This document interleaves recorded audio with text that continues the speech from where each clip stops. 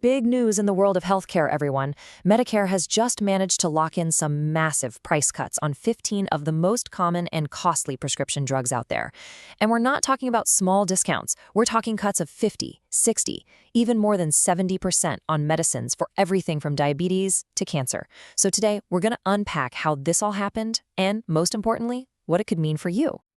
So, let's get right to it. This is probably the question on your mind. Could my prescription costs be about to drop? Well, that's what we're here to figure out. Let's dig in. Okay, so here's our game plan. First, we'll cover the big news itself. Then, we'll look at how this even happened. After that, we'll dive into the specific numbers, explore why this is such a big deal, and finally, we'll look at what's coming down the pike.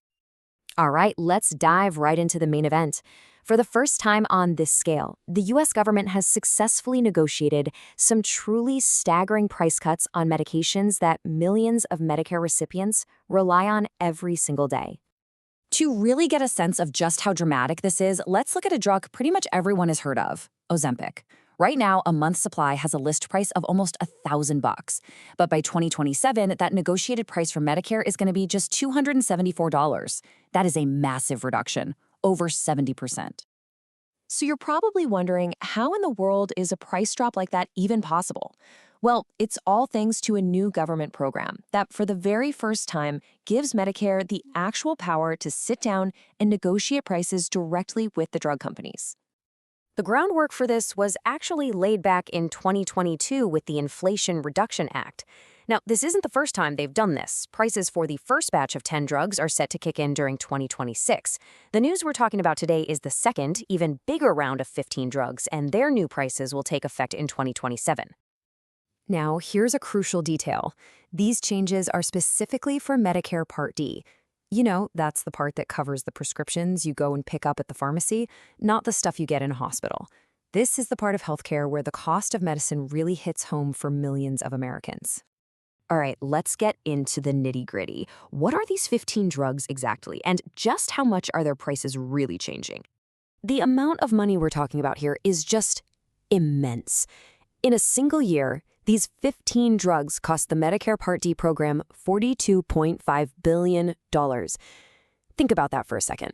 Just a handful of prescriptions accounted for 15% of the program's entire drug budget.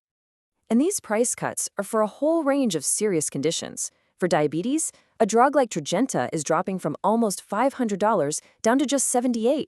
And the change for some cancer treatments is even more unbelievable. Pomalyst, a chemotherapy drug, is being slashed from over $21,000 a supply to under $9,000. For patients who depend on these aren't just numbers, they're absolutely life-changing. And the savings don't stop there. They extend to so many other common conditions. A really popular asthma medication, Trelegy Ellipta, plummets from over $650 to $175. I mean, look across the board. From arthritis to IBS, we are consistently seeing these huge price reductions. It just shows you how wide the impact of this is going to be. Let's just zoom in on one of the priciest drugs on this list for a second, Xtandi. It's a really critical prostate cancer treatment. Its price is being cut by nearly half, dropping from almost $13,500 all the way down to about $7,000. That really shows the power of this program to tackle even the most expensive specialty drugs. But you know, it's not just about the super expensive cancer treatments. Take a medication that millions of people use for asthma, like Trelegy Ellipta. Slashing its price by 70% makes a massive difference in the day-to-day budget for someone managing a chronic condition. It takes a necessary medicine from being a huge financial weight to something that's actually accessible. Okay, so we've seen the numbers, and they're pretty incredible. But what does all of this actually mean in the real world? This is where the story really, really hits home. This is the reason this is all so important. This statistic is just tough. About 1 in every 5 adults has skipped filling a prescription because they just couldn't afford it. People are literally forced to ration their own medicine. That's the crisis of affordability that these negotiations are designed to fix. And you know what? The impact isn't just for patients. Since Medicare is funded by all of us taxpayers, lower drug prices mean huge savings for the country. For 2027 alone, the estimate is a savings of $12 billion. And that big number also translates directly into savings for patients. In that same year, 2027, Medicare enrollees are expected to save a combined $685 million out of their own pockets. That is real money staying with seniors and people with disabilities. But really, the benefits here go way beyond just dollars and cents. Think about the ripple effect. When people can actually afford their medicine, they take it the way they're supposed to. That leads to better control of chronic diseases, which means fewer complications, fewer trips to the ER, and, a much better quality of life. So where do we go from here? Well, the path forward isn't exactly a smooth, straight line. This whole program has definitely faced its share of challenges and controversy. At the heart of it all is a major legal battle. On one side, you have the pharmaceutical companies. They argue that this is basically price control and that it's going to crush their ability to invest in R&D for the next generation of miracle drugs.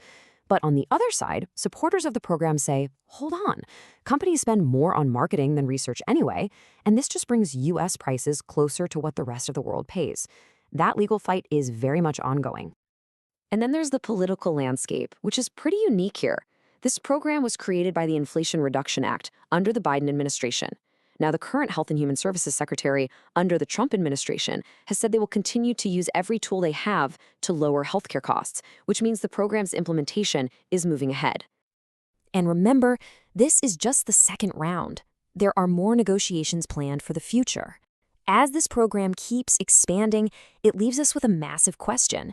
What will healthcare affordability and our whole healthcare system actually look like by 2030? It's a future that's being written right now.